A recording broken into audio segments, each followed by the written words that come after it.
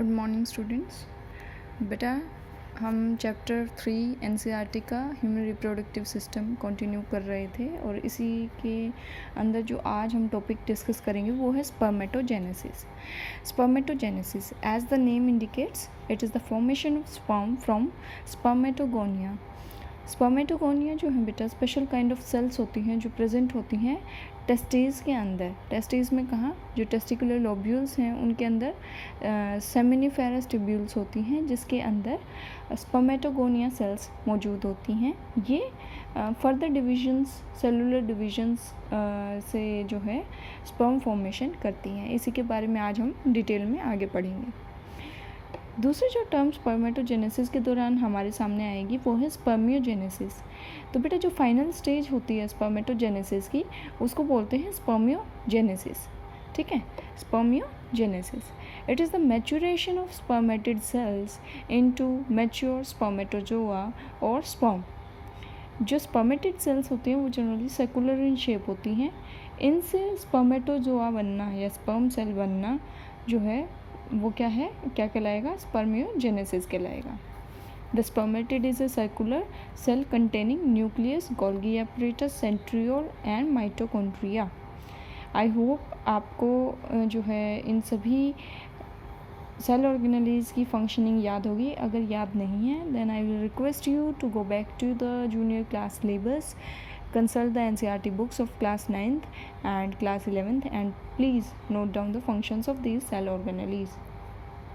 Okay, so during spermatogenesis the major steps that take place are, very first we have spermatogonium. Spermatogonia are present in the seminiferous tubule. Okay, spermatogonium continuously undergoes mitotic divisions to increase its number. Spermatogonia cells जो होती हैं वो लगातार मिटोटिक divisions होती रहती हैं उसके अंदर ताकि उसका नंबर इंक्रीज कर सके। उसके बाद स्पर्मेटोगोनिया सेल्स में ही कुछ सेल्स जो है प्राइमरी स्पर्मेटोसाइट कहलाती हैं जो कि कैपेबल होती हैं स्पर्म सेल को जनरेट करने के लिए। स्पर्मेटोगोनिया सेल्स जो कि कैपेबल हैं स्पर्म सेल को जनरेट करने के लिए वो क्या कहलाती हैं, प्राइमरी स्पर्मेटोसाइट्स कहलाती हैं। बेटा ये डिप्लॉयड सेल है, so it will be containing 2n number of chromosomes. यहाँ मैंने डायग्रामेटिक रिप्रेजेंटेशन दी है इस चीज़ की। तो अब प्राइमरी स्पर्मेटोसाइट में मियोसिस फर्स्ट अकर करेगा, मतलब एक कंप्लीट मियोसिस की साइकिल होएगी। उसके बाद हमारे पास क्या आ जाएंगे, राउंड स्पर्मेटिड्स आ जाएंगे। सॉरी, क्या होगा, राउंड स्पर्मेटिड्स आ जाएंगे। फर्स्ट मियोसिस फर्स्ट पार्ट होने पे हमारे पास 2 सेल्स आ जाएंगी जिनको हम सेकेंडरी स्पर्मेटोसाइट्स बोलेंगे। इसमें और प्राइमरी स्पर्मेटोसाइट में क्या डिफरेंस है, प्राइमरी स्पर्मेटोसाइट जो है वो 2n था यानी कि डिप्लॉयड सेल थी, लेकिन ये क्या होंगी, रिडक्शनल डिवीजन के कारण ये हैप्लॉयड सेल होंगी। अब ये जो सेकेंडरी स्पर्मेटोसाइट्स हैं ये मियोसिस सेकेंड फेज़, मियोसिस का सेकेंड पार्ट जो है वो कंप्लीट करेंगी और रिजल्ट के तौर पे हमें क्या मिलेगा, हमें 4 स्पर्मेटिड सेल्स मिलेंगी। क्या मिलेंगी, 4 स्पर्मेटिड सेल्स मिलेंगी। फाइन, तो अब स्पर्मेटिड सेल्स जो हैं, स्पर्मेटिड सेल्स जो हैं इनको ही स्पर्म सेल्स बोला जाता है। ये मैच्योर होती हैं और स्पर्म बनाती हैं। स्पर्मेटिड्स जो हैं मियोसिस की वजह से बने हैं, मियोसिस के दौरान बने हैं जो कि रिडक्शनल डिवीजन कहलाती है, इसीलिए ये एक हैप्लॉयड सेल होगी। ठीक है, I hope this is clear. Next we come across spermiogenesis जो कि सेमिनिफेरस ट्यूब्यूल के अंदर होता है। इसमें बेटा 4 मेजर फेज़ होते हैं। पहला है गोल्गी फेज़, दूसरा है कैपिंग फेज़, तीसरी है टेल फेज़, फोर्थ है मैच्योरेशन फेज़। ये अलग अलग फेजेस हैं, इनके नाम आपको पता होने चाहिए। It is not included in your NCERT but still you should know it. अब देखिए ये इम्पोर्टेंट पॉइंट है और ये AIPMTs में जो है बार बार पूछा गया है। Each primary spermatogonium give rise to 64 sperm cells. हर प्राइमरी स्पर्मेटोसाइट सेल जो है 64 स्पर्म सेल्स को राइज देने के लिए कैपेबल है। ठीक है, यहाँ मैंने मियोसिस का फॉर्मूला दिया है in case you need to find out कि मियोसिस की कितनी डिविजन्स होंगी या कितनी सेल्स बनी हैं, उसके लिए कितनी मियोटिक डिवीजन या मियोटिक डिविजन्स हुई हैं। तो ये फॉर्मूला है मियोसिस के लिए और ये है मिटोसिस के लिए। Here n depicts the number of sales.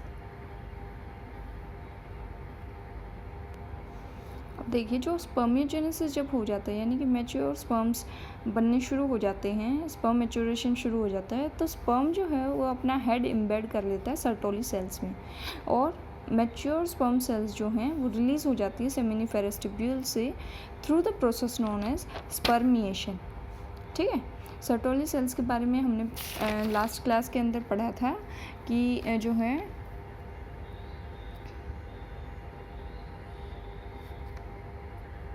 हमने पढ़ा था कि सर्टोली सेल्स जो है ये नर्सिंग सेल्स होती हैं और स्पर्म्स को नर्चर करने में हेल्प करती हैं। Now let's discuss the human sperm cell. This is how a human sperm cell looks like. तो बेटा इसमें जो आउटर मेम्ब्रेन आप देख रहे हैं, ये जो आउटर लाइनिंग है ये क्या है? ये है प्लाज्मा मेम्ब्रेन। ठीक है, ये जो कैप लाइक स्ट्रक्चर है this is known as acrosome. ठीक, ये है head, this is the neck part and this is the tail. बेटा ये जो एक्रोसोम पार्ट है इसके अंदर होते हैं एंजाइम्स। ये एंजाइम्स हेल्प करते हैं जोना पेलोसिडा जो ओवा की, ह्यूमन ओवा की आउटर लेयर है उसको पेनिट्रेट करने में। These enzymes help in digesting the outermost layer of the ova so that the sperm could release its what we will call it, so that the sperm could release its nuclear DNA into the ova for fertilization. जो head वाला portion है इसके अंदर DNA होगा और जो neck piece है, ये जो नेक वाला एरिया है, मिडल पीस एरिया है, इसके अंदर बेटा बहुत सारे माइटोकॉन्ड्रियाज होते हैं। क्या होते हैं? माइटोकॉन्ड्रिया, जो कि एनर्जी हाउस होते हैं, पावर हाउस होते हैं किसी भी सेल के। ये जो माइटोकॉन्ड्रिया हैं ये एनर्जी प्रोवाइड करते हैं टेल को। टेल कैसी है? फ्लैजियल।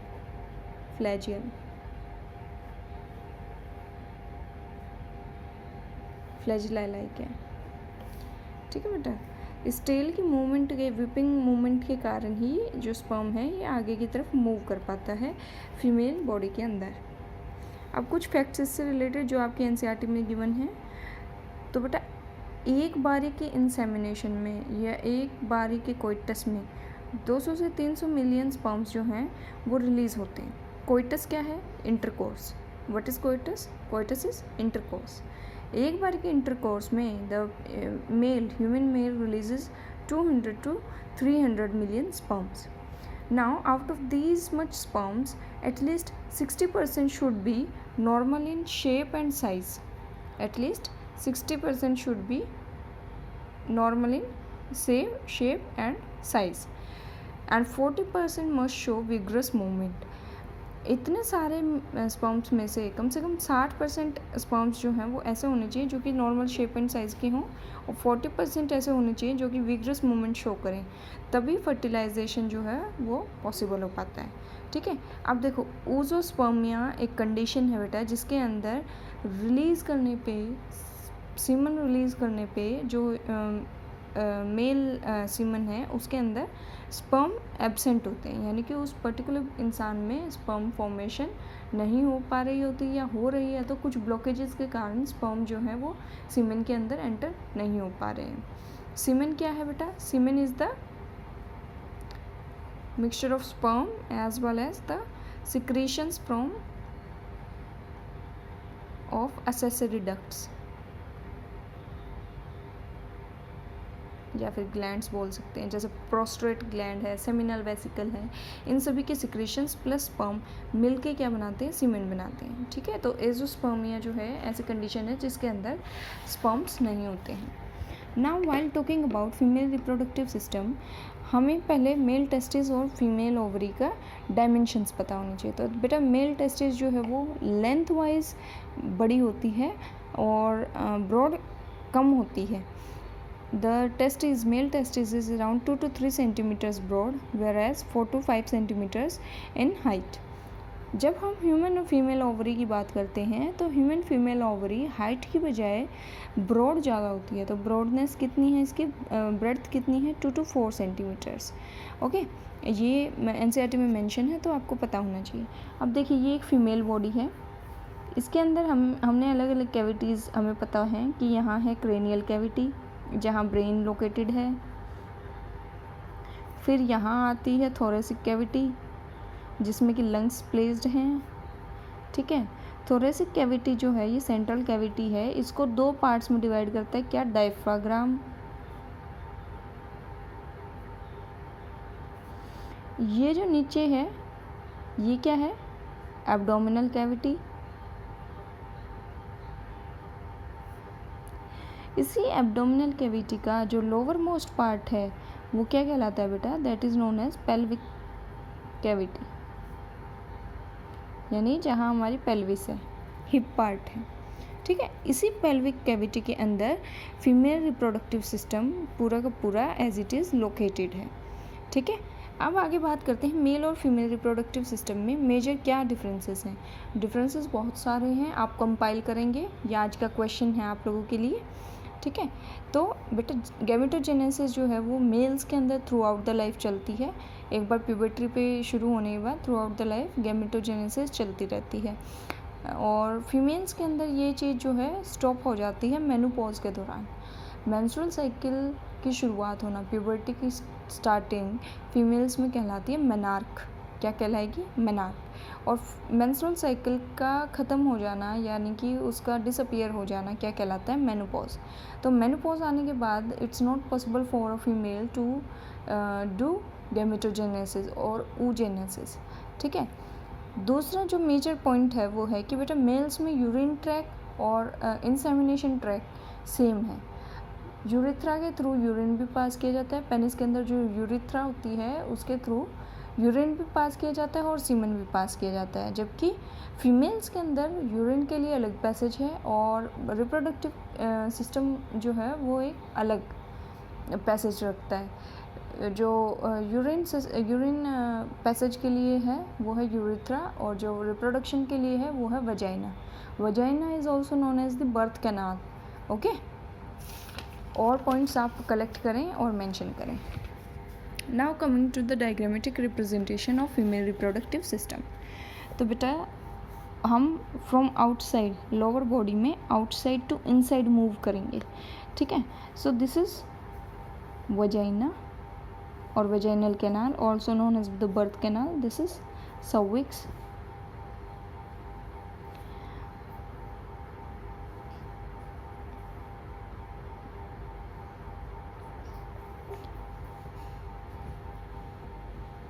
ये पियर शेप्ड यूट्रस है, या इन्वर्टेड यू कह सकते हैं आपको, पियर शेप्ड यूट्रस। ये जो अंदर आप देख रहे हैं ये होती हैं बेटा स्मूथ मसल्स, यानी कि इसको आप कंट्रोल नहीं कर सकते, ये इनवॉलेंट्री हैं। Smooth muscles, myometrium. ठीक है, एंडोमेट्रियम यहाँ मेंशन कर देते हैं, जो इनर मोस्ट लेयर है वो। ये जो है साइक्लिक चेंजेस आते हैं बेटा इसके अंदर, जो मेंस्ट्रुअल साइकिल जिसको हम बोलते हैं, deposition of blood and certain other things, cyclic changes आते हैं इसमें। मेंस्ट्रुअल साइकिल के बारे में हम अगले लेक्चर में पढ़ेंगे। Okay, so this is the deposited blood.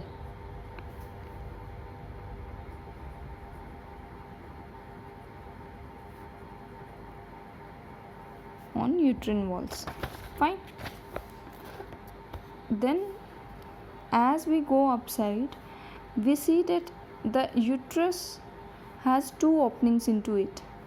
ये 2 openings है बेटा, इन openings को क्या बोलते हैं, यहाँ से क्या शुरू हो जाती है, this is the fallopian tube और ओविडक्ट। क्या है ये, ओविडक्ट और फैलोपियन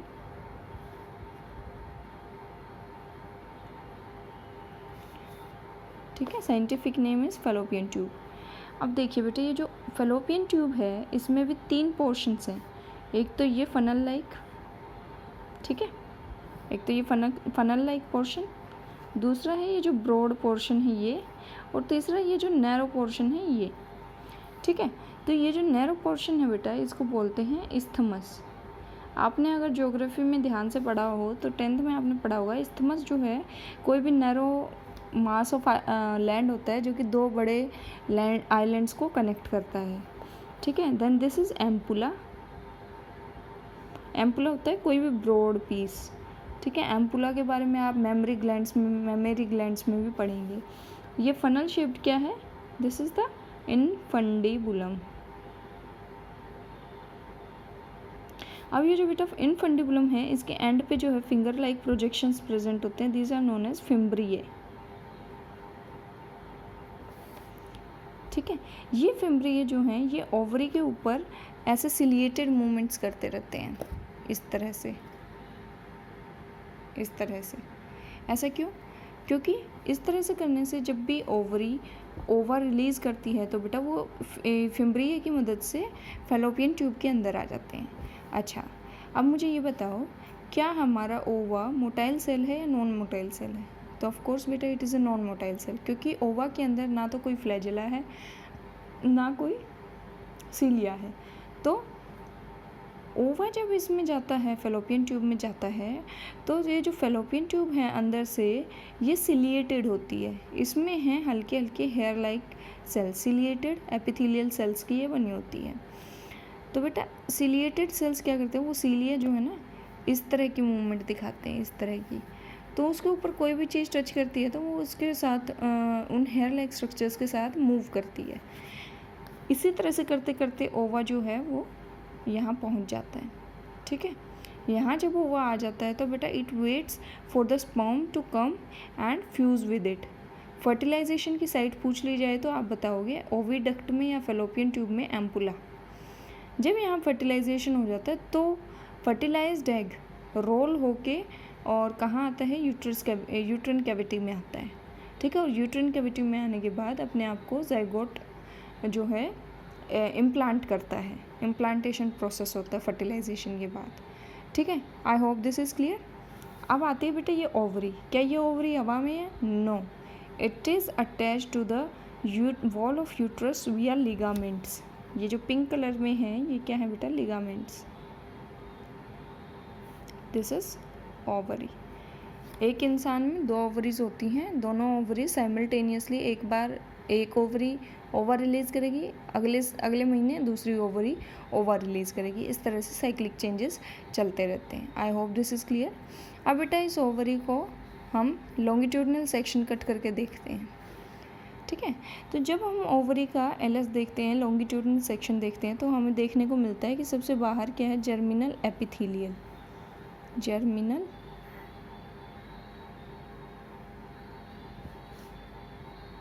एपिथेलियम, यानी कि outermost layer of cell. ये जो रेड कलर में दिखाई दे रही है ये क्या है? ये ब्लड वेसल जो कि न्यूट्रिएंट्स, ऑक्सीजन, इस तरह की ज़रूरत वाली चीज़ें ओवरी के अंदर लेके आती है, ठीक है। अब बेटा देखो, ये जो भी ओवरी के अंदर फ्लूइड प्रेजेंट है, जो पूरा फ्लूइड प्रेजेंट है ओवरी के अंदर, वो क्या कहलाता है? It is known as stroma,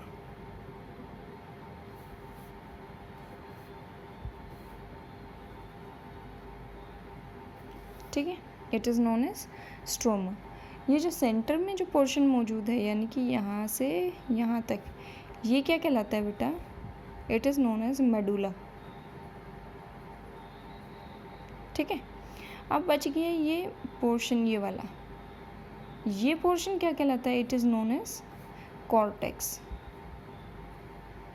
fine, I hope this much is clear. अब ये जो आपको बबल लाइक स्ट्रक्चर इसमें दिखाई दे रहे हैं बेटे, ये क्या हैं? ये हैं ग्राफियन फॉलिकल्स। क्या हैं? Graafian follicles. इन्हीं ग्राफियन फॉलिकल्स के अंदर ओवा मैच्योर होता है, ठीक है।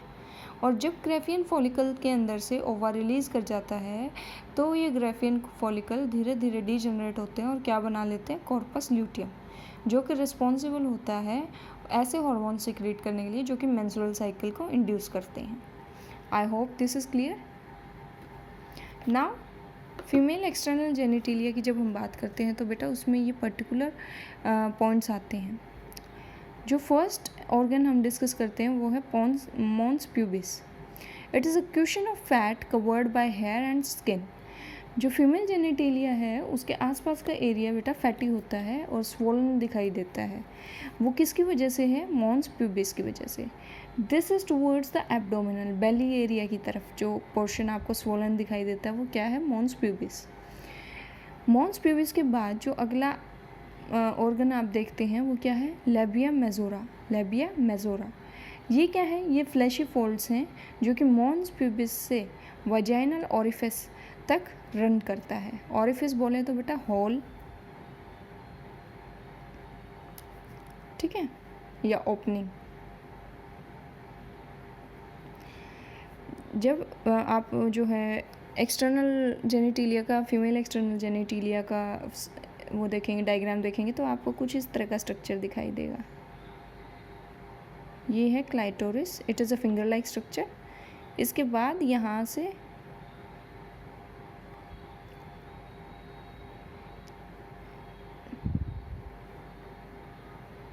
ये जो स्वोलन मस्कुलर शेप दिखाई देती है, बन लाइक शेप दिखाई देती है, ये क्या है, ये लेबिया मेजोरा हैं, ये वाले।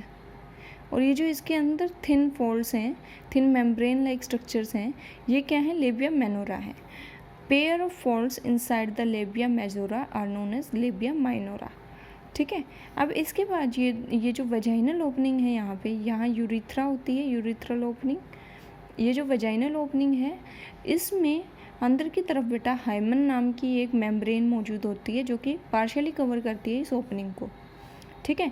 हाइमन जनरली टीयर करती है फर्स्ट कोइटस के टाइम पे, but keep in mind that it's not the only reason for the tearing of the hymen. Excessive cycling, horse riding, sudden fall and many other reasons can be there which can lead to the tearing of the hymen. So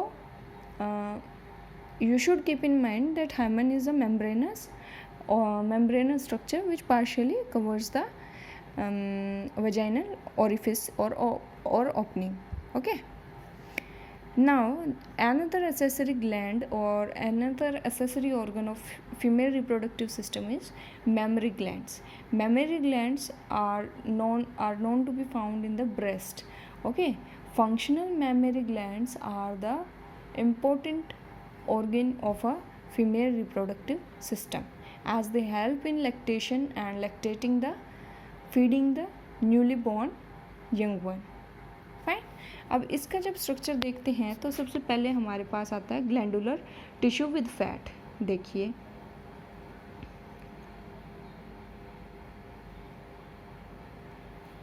ये इधर pectoralis muscle है, ठीक है, इसके अंदर यहाँ fat की layer है। ये जो है ये ग्लैंडुलर टिश्यू है, ये किस में डिवाइड कर जाएगा, मेमोरी लॉब्स में। 15 से 20 मेमोरी लॉब्स बनाए होंगे इसमें से। ये जो मेमोरी लॉब्स हैं ये अलग अलग एल्वियोलीज में डिवाइड कर जाते हैं। किस में डिवाइड करेंगी, एल्वियोलीज में डिवाइड कर जाएगी, ठीक है। अब ये जो हर मेमोरी लॉब जो है ग्लैंडुलर टिश्यू कितने मेमोरी लॉब बनाएगी एक ब्रेस्ट में, 15 से 20। ये मेमोरी लॉब बनाएंगे एल्वियोलीज। ये एल्वियोलीज जो हैं ये सिक्रेट करती हैं क्या, मिल्क, जो कि स्टोर होता है एल्वियोलर ल्यूमन में। बेटा जहाँ भी टर्म ल्यूमन आ जाएगी इसका मतलब है कैविटी और स्पेस, ठीक है। यहाँ इसके बीच में इस तरह से करके स्पेस मौजूद होती है, वहाँ ये मिल्क स्टोर हो जाता है। अब ये जो एल्वियोलर ल्यूमन में मिल्क स्टोर हुआ है ये एल्वियोलर ओपनिंग्स किस में खुलती है, मेमोरी ट्यूब्यूल्स में,